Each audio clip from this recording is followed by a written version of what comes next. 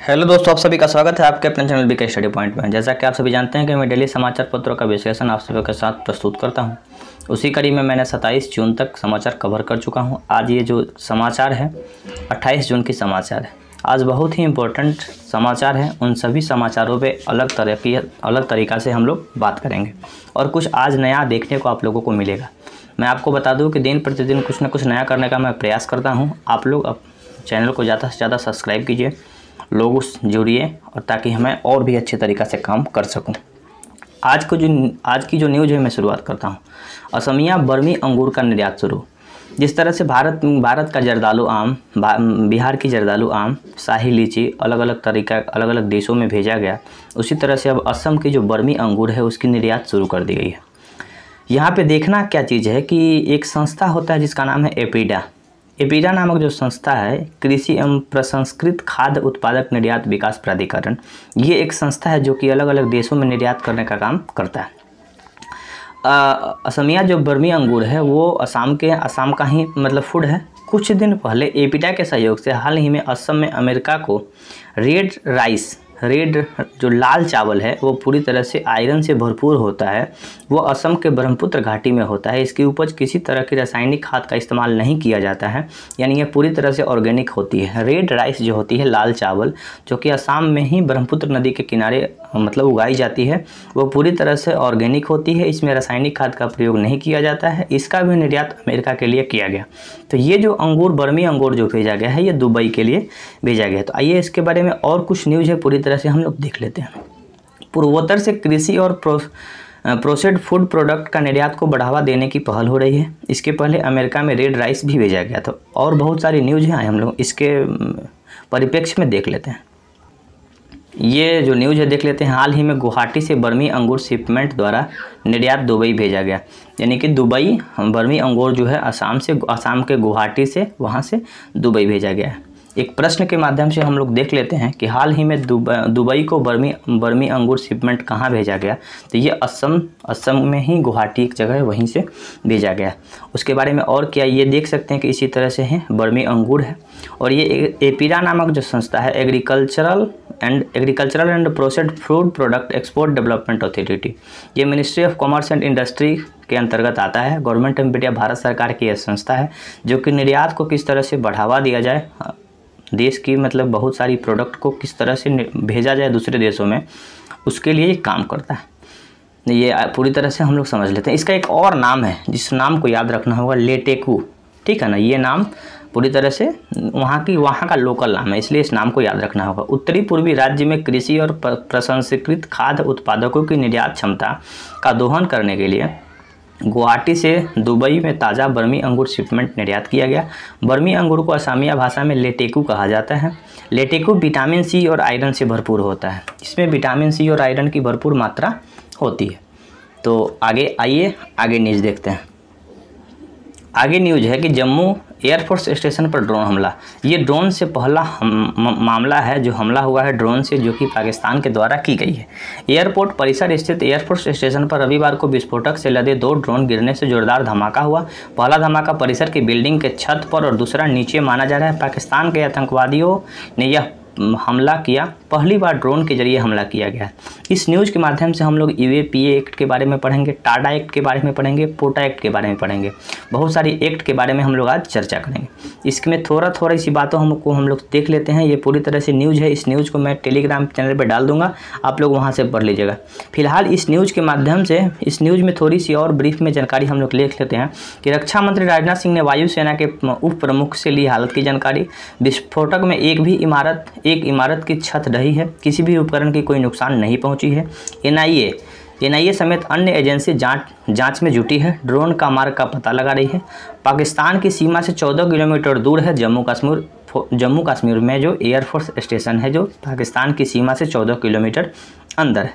यहाँ पे एक जो एक्ट है, जिस एक्ट के माध्यम से आतंकवादी संगठन से जुड़े लोगों को अंदर की जाती है, वो एक्ट यूएपीए एक्ट है। यूएपीए यहाँ पे मैं लिख देता हूँ, आगे इसके बारे में पूरी तरह से विश्लेषण करना है। यूएपीए, ठीक है ना। तो यह इस न्यूज़ के बारे में थोड़ा सा पढ़ते हैं कि हमले को लेकर यूएपीए के तहत प्राथमिकी दर्ज की गई। अधिकारी ने बताया कि वायुसेना के कनिष्ठ वारंट अधिकारी आवेदन पर सताबरी थाने में विस्फोटक सामग्री अधिनियम, गैर कानूनी गतिविधियां रोकथाम अधिनियम और भंडास से संबंधित धाराओं पर प्राथमिकी दर्ज कराई है।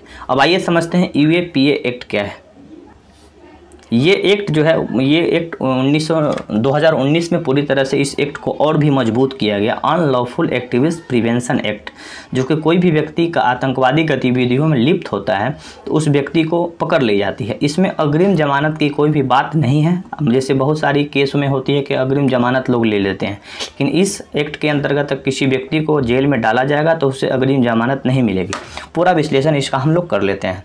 अनलॉफुल एक्टिविस्ट प्रिवेंशन एक्ट, तो ये हाल ही में राज्यसभा में गैर कानूनी गतिविधियां रोकथाम संशोधन विधेयक 2019 unlawful activist prevention amendment bill, यानी कि इसमें संशोधन की गई थी 2019 में, इसलिए चर्चा में रहा। इसमें क्या क्या बातें हैं पूरी तरह से हम लोग समझ लेते हैं। यूएपीए एक्ट गैर कानूनी गतिविधियां रोकथाम अधिनियम, यानी गैर कानूनी रूप से कोई भी गतिविधि कर रहा है देश में, देश की एकता और अखंडता को जिससे खतरा लग रहा है, उस व्यक्ति को पूरी तरह से इस एक्ट के अंतर्गत लोगों को बंदी बनाया जा सकता है। सबसे पहले आपको बता दें कि यूएपीए एक्ट का full form unlawful activist prevention act होता है। इसका मतलब गैर कानूनी गतिविधियां रोकथाम। इस कानून का मुख्य काम आतंकवादी गतिविधियों को रोकना। इस कानून के तहत पुलिस ऐसे आतंकी अपराधियों एवं अन्य को चिन्हित करती है जो आतंकवादी गतिविधियों में शामिल होते हैं, इसके लिए लोगों को तैयार करते हैं, फिर ऐसी गतिविधियां को बढ़ावा देते हैं। इस मामले में एनआईए, नेशनल इन्वेस्टिगेशन एजेंसी, जिसको हिंदी में राष्ट्रीय जांच एजेंसी, को काफ़ी शक्तियाँ दी गई है। एनआईए को पूरी तरह से पावर दी गई है। वो पूरी तरह से जो भी इस मतलब से लिप्त होता है इस एक्ट के तहत, एनआईए पूरी तरह से उसके ऊपर काम करती है। यहाँ तक कि एनआईए महानिर्देशक चाहे तो इस मामले के दौरान वह संबंधित शख्स की संपत्ति की कुर्की जब्ती भी करवा सकता है। एनआईए के अंदर बहुत सी पावर मिल जाती है इस एक्ट के में संशोधन करने के कारण। यहाँ पे देख सकते हैं कि 1967 में आया था यह कानून। ये जो यूएपीए एक्ट है 1967 में बनाई गई थी, 2019 में इसमें संशोधन की गई। यूएपीए कानून 1967 में लाया गया था। इस कानून को संविधान के अनुच्छेद 19(1), आपको बता दें कि 19(1) में प्रेस की स्वतंत्रता के बारे में बात की गई है, के तहत बुनियादी आज़ादी पर तर्कसंगत सीमाएं लगाने के लिए लगाया जाता है। पिछले कुछ साल में आतंकवादी गतिविधियों से संबंधित पोटा एक्ट के बारे में भी पढ़ेंगे, और टाडा एक्ट जैसे कानूनों को ख़त्म कर दी गई। ये कानून भी बनाई गई थी आतंकवादी गतिविधि को रोकने के लिए, लेकिन ये पूरी तरह से उतना कारगर नहीं था, उतना पूरी तरह से मजबूती से कोई भी आतंकवादी को पकड़ने में साबित नहीं हो रहा था, इसके लिए इसको ख़त्म कर दिया गया। और लेकिन यूएपीए एक्ट को अब पूरी तरह से संशोधन करके और इसको और भी मजबूत बनाया गया। तो हम लोग टाडा भी पढ़ेंगे, पोटा भी पढ़ेंगे। अगस्त 2019 में इसका संशोधन बिल संसद में पास हुआ, जिसके बाद यह कानून को ताकत मिल गई। कोई भी व्यक्ति की जांच के आधार पर आतंकवादी घोषित किया जा सकता है।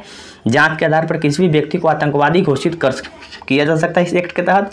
पहले यह शक्ति केवल किसी संगठन को लेकर, यानी इस एक्ट के तहत किसी संगठन या आतंकवादी संगठन घोषित किया जाता था। सदन में विपक्ष बस कुछ खास नहीं है।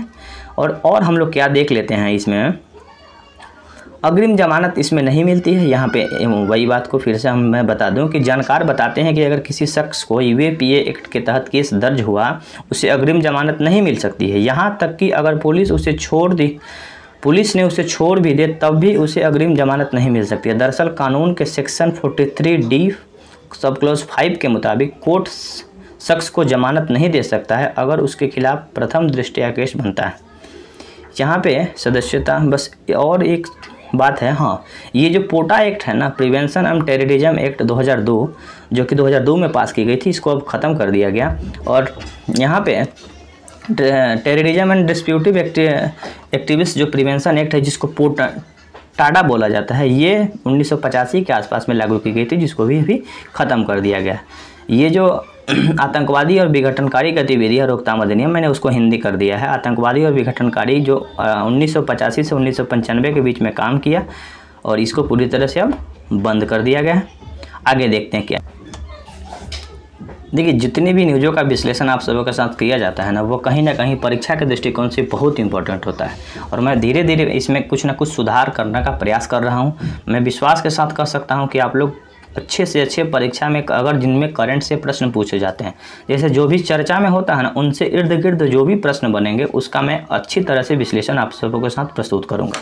आज की जो न्यूज़ है बहुत ही इंपॉर्टेंट है। केंद्र सरकार के द्वारा एक स्वामित्व योजना चलाई गई है। जो स्वामित्व योजना क्या करेगा कि जिस व्यक्ति का जो ज़मीन है उसका एक आधार कार्ड प्रोवाइड करेगा, जिससे व्यक्ति की आधार कार्ड होती है उसी तरह से ज़मीन का भी एक कार्ड होगा, ठीक है ना। तो उसी से ये संबंधित न्यूज़ है। 10 राज्यों में आधार से जुड़ेंगे भूमि रिकॉर्ड। सरकार ने अब आधार संख्या को भूमि रिकॉर्ड से जोड़ेगी। डिजिटल इंडिया भूमि रिकॉर्ड आधुनिकीकरण कार्यक्रम के तहत इस काम को पूरा किया जाएगा। साथ ही राष्ट्रीय सामान्य दस्तावेज पंजीकरण प्रणाली वह विशिष्ट भूमि पार्सल पहचान संख्या को भी लागू की जाएगी। यहाँ पे देख सकते हैं कि झारखंड सहित 10 राज्यों में आधार से जुड़ेंगे भूमि रिकॉर्ड। भूमि की जो रिकॉर्ड है आधार संख्या से जोड़ी जाएगी। इसमें क्या क्या बातें की गई है हम लोग पूरी तरह से समझ लेते हैं। इस वित्त वर्ष में विशिष्ट भूमि पार्सल पहचान संख्या मिलेगी।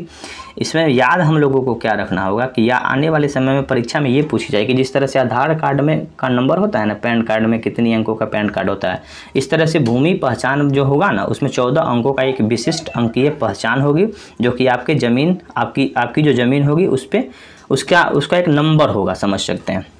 इन राज्यों केंद्र शासित प्रदेशों में ये जो नियम लागू होगी। झारखंड, हिमाचल प्रदेश, पंजाब, जम्मू कश्मीर, महाराष्ट्र, मणिपुर, मिजोरम, अंडमान निकोबार, द्वीप समूह, दादर नगर हवेली, इन सब राज्यों में अभी काम की जा रही है। आने वाले समय में अलग अलग राज्यों में भी की जाएगी। कंप्यूटर के आधार पर इसको पूरी तरह से रजिस्ट्रेशन की जाएगी। नई व्यवस्था से आएगी ज़मीन का रजिस्ट्रेशन, पारदर्शिता, जो जिसका ज़मीन है उसका पूरी तरह से उसको एक कार्ड बना के दे दी जाएगी। यहाँ बहुत ही अच्छा न्यूज़ है जो कि पूरी तरह से सोशल मीडिया पे 2-3 दिन से छाई हुई है। दीपिका कुमारी को तीरंदाजी विश्व कप में गोल्डन हैट्रिक बोले तो 3 बार इनको गोल्डन मिला है।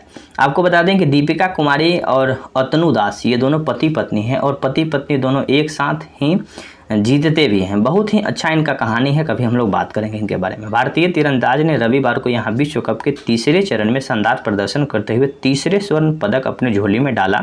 अतनु दास और उनकी पत्नी दीपिका कुमारी ये दोनों पति पत्नी हैं और पति पत्नी भी दोनों मिलकर काम करते हैं।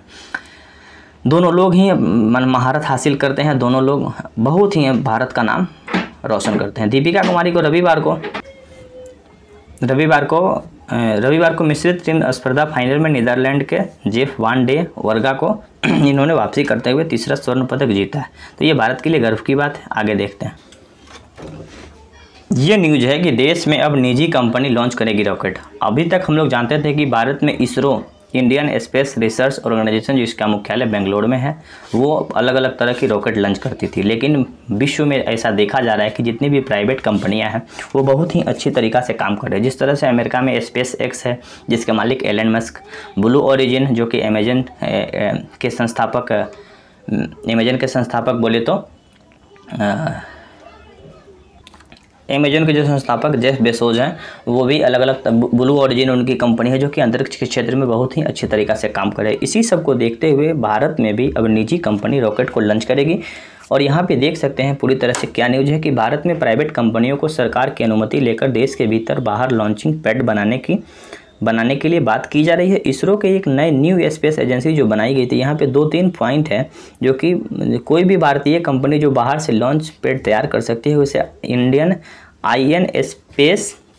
National Space Programme and Authorisation Centre की मंजूरी लेनी होगी। और ये पूरी तरह से काम चल रही है। अब निजी कंपनी के द्वारा भी, भारत के पास निजी कंपनी के द्वारा भी रॉकेट लॉन्च की जाएगी। तो बस यही न्यूज़ थी। यहाँ पे 1-2 न्यूज़ और है जो कि मैं आपको बता दूँ। यहाँ पे बस इतना ही न्यूज़ है इसमें। अब तक भारत अंतरिक्ष के क्षेत्र में प्राइवेट सेक्टर की भूमिका काफ़ी सीमित रही है। कम महत्वपूर्ण कार्यों के लिए प्राइवेट सेक्टर की सेवाएं ली जाती रही है। लेकिन अब सरकार इसरो की सुविधाओं को प्राइवेट सेक्टर के साथ साझा करने पर विचार कर रही है। आने वाले समय में भारत में प्राइवेट सेक्टर भारत के अंतरिक्ष से जुड़े कार्यक्रम की भूमिका निभाएंगी, जो कि अलग अलग देशों में, अलग अलग विश्व में ये देखा जा रहा है कि बहुत सी प्राइवेट कंपनियां बहुत ही अच्छी तरीक़ा से काम कर रही है। उसी को देखते हुए ये सब बात की गई। तो मुझे विश्वास है कि जो आज की जो न्यूज़ है बहुत ही आकर्षक लगी होगी, अच्छी लगी होगी तो कमेंट जरूर करें। इस वीडियो को, जो डेली न्यूज़ वाला जो वीडियो है आप लोग बहुत कम देख रहे हैं, तो ज़्यादा से ज़्यादा देखिए और ज़रूर कुछ ना कुछ आप में परिवर्तन आएगा। तो धन्यवाद, फिर मिलते हैं अगली वीडियो में।